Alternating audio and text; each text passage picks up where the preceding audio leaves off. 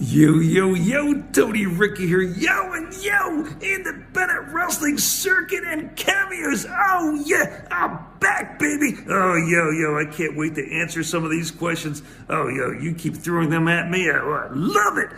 All right, let's get to it. All right, so the first question, I love it. So, basically it was about my ring gear. Do I still have my ring gear? And, I have a few, and the reason for that is back in 2020, December 14th, 2020, just got out of COVID, the quarantine. I remember it was a Monday, just got out of it. My wife went back to work. She came home that night, wrapping gifts in the other room.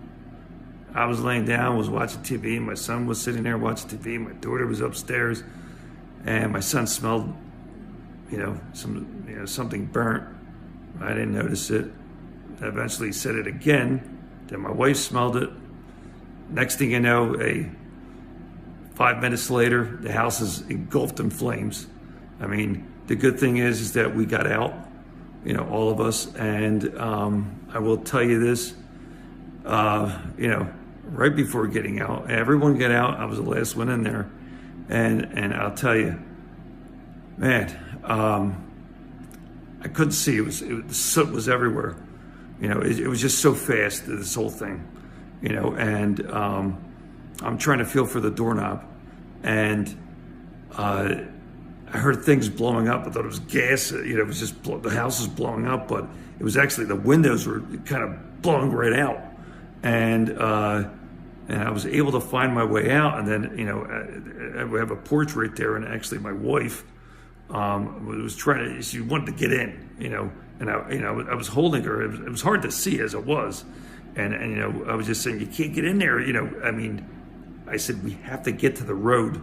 Okay. And by the time we got out there and it was freezing out, it didn't even matter. I just had a shirt on.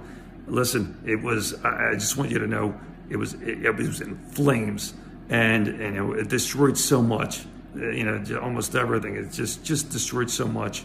And a lot of my gear was there. Some of it wasn't, but some of it, a good portion of it was. Like I said, the good part was we all got out. And unfortunately, the stuff that's in there, it's just how it was. And, it was just a mess. That's all I could say. And the other thing I could say is that, hey, anytime you smell something, you smell smoke or anything like that, get out. Just get out and stay safe. Get everyone out as much as you can. Figure it all out. But just get out of there. And just make sure the people you're with, anyone you know, whatever, it doesn't matter, get them all out, because these things, the whole thing was minutes. That's all it took. And what a mess it was. But so much of my gear was in there. And, there's a place where, there's some stuff was stored that, they kind of dug out. And, I have to look just to see if some boots, anything was left. But, I do have some of my stuff. So basically it's still there, but it's kind of like, videos, different things like that gone. I mean, not there. And I always try to look out to see if there's anything out there. My team, it's like, whatever you could find. Because, I've done matches so many places, like WWF, it's like, house shows, they didn't really tape, but sometimes they did, dark matches. It's like, it's in the vault, get them out of the vault. I want my kids to see them. I want people to see them. It's great. It's great to have, again, especially I want my kids to see them. But anyway,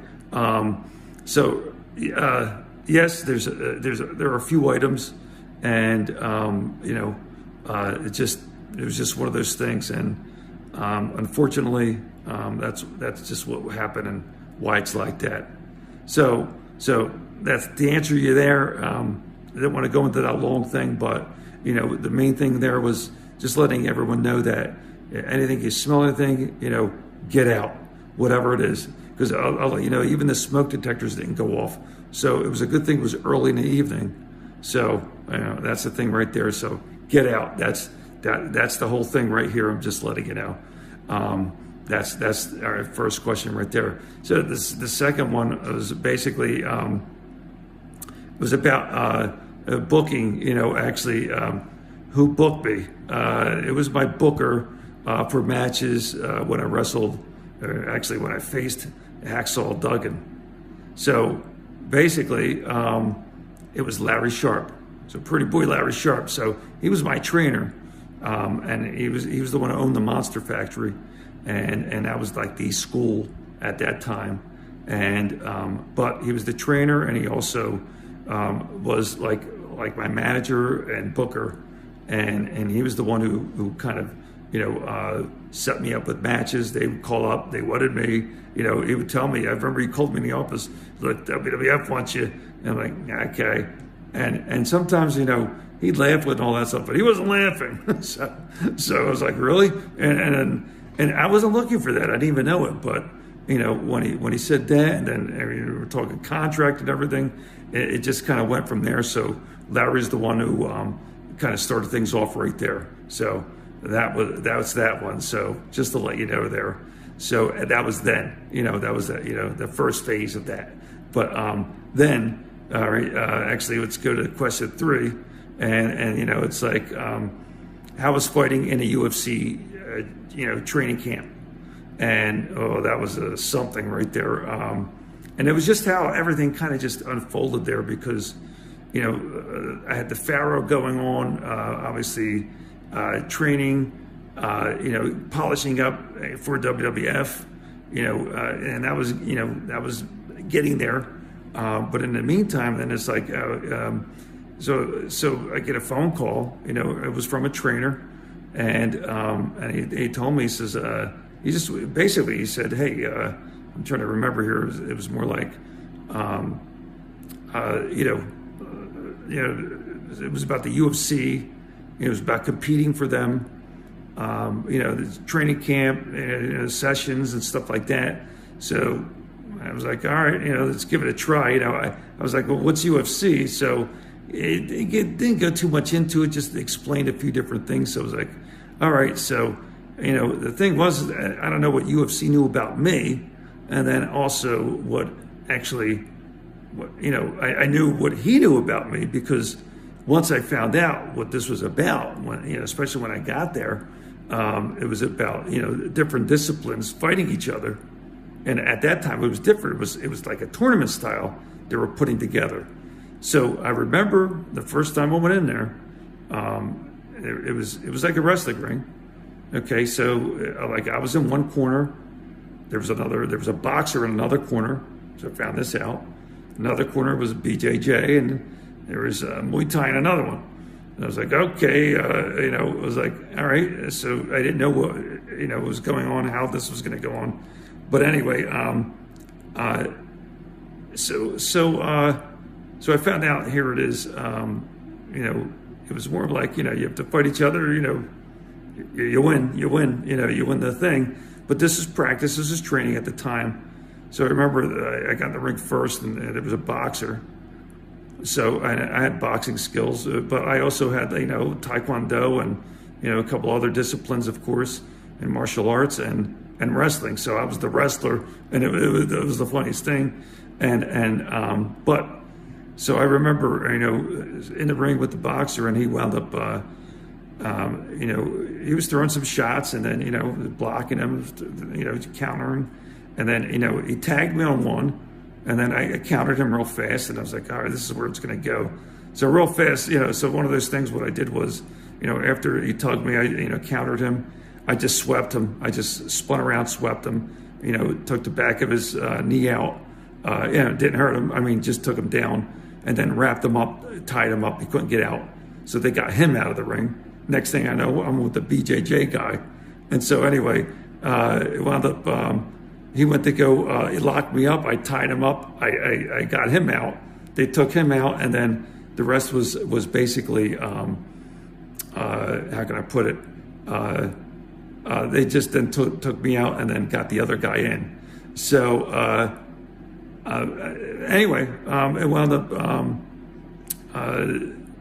Then they got that guy in, and basically we had more training sessions, and I just kept doing the same thing and winning. So eventually, then so I it was like a branch off of UFC because they didn't even start up yet with their promotion, as that was like later in '93. So these were like branches of kind of MMA fights. So then I wound up winning these tournaments. So and they were calling them world champions, world championships fights, and that's what it was. So I did a few of them, quite a few actually. But then my focus was mainly on WWF, and I will tell you that was my goal right there. So I did thank everyone that was there. It was a privilege, really, and I was grateful for the opportunity. And one of the things is that in the question I know is, did I meet anyone like famous? Basically, any UFC fighter or actually fight them. And the answer is no, actually, because this was early on before anyone got real famous in it. So I was already in it. The good thing was that I was winning. so maybe if I stayed there, who knows what could have gone on there. But my focus was really the Pharaoh at WWF at that time. So that's kind of what I did, and focus on there. And I want to let you know. So I know this has gone over 10 minutes. I'm hoping that they'll accept this. If not, I'm going to be redoing this so it shortens it up. But I want to thank you guys. Thank you so much, independent wrestling circuit and cameos. Oh yeah. Just to let you know, definitely, hit them up, YouTube, subscribe, definitely like, comment, do everything, do everything you can, and I'm looking for more questions and answers, because the Q&As, baby, I love them, and I could go on and on about them because there were so many stories and so much, and I really do appreciate you. Asking me these questions, and I look forward to more. So I'll talk to you, and you get the yos. Are you ready? Oh yeah, yo.